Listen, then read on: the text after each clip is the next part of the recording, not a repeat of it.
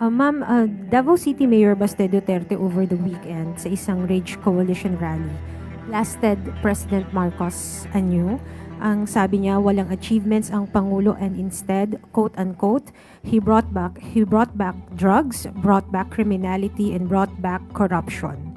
Mayor Duterte also claimed that the President is seeking to extend his term. Your comment on this?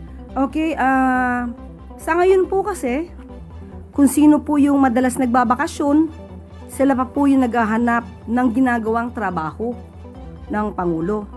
Hindi natin sila masisisi kung sila'y bulag at bingi sa ginagawa ng Pangulo dahil siguro wala sila sa bansa. Pero yan po kasi ang paulit-ulit na sinasabi nila at ng kanilang mga kaalyado upang lukuhin ang taong bayan sa kanilang mga kasinungalingan na walang ginagawa ang ating Pangulo. Kitang-kita po natin ang mga trabaho, kung ano na po ang nagawang proyekto at mga naibibigay na ayuda ng ating Pangulo. So patungkol po, sabi, dumami po, again, bumalik ang Criminality, ang drugs and corruption. Okay.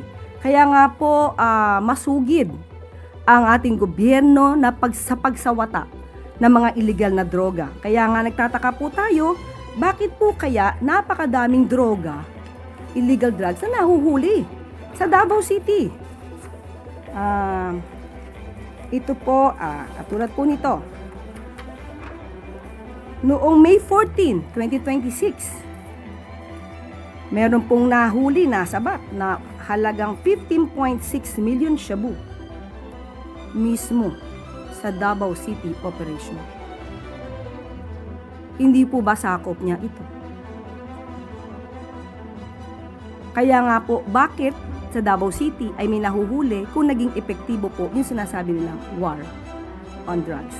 Sa ngayon po, wala po tayong EJK pero marami pong nasasabat ang ating mga law enforcers para po masawata ang illegal na droga. At patungkol po sa hindi nasawata ang korupsyon, patuloy po ang administrasyon na ito para panagutin ang dapat na managot. Ang isa po na umami na korap at nagnakaw sa pondo ng bayan ay nasa dahig na po.